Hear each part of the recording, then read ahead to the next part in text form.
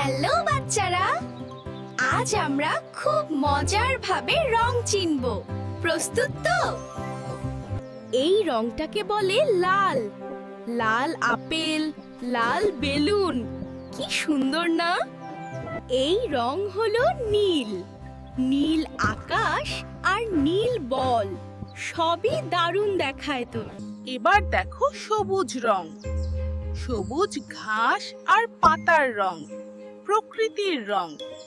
এই রংটি হলো হলুদ। সূর্যের আলো আর লেবুর রং হলুদ। দেখো কমলা রং, মিষ্টি কমলার মতো। এটা হলো গোলাপি। এটা খুবই মিষ্টি এক রং। রং আমাদের চারপাশে, প্রতিদিন, প্রতিটা জায়গায়। সব রং একসাথে হলে কত সুন্দর দেখায় না?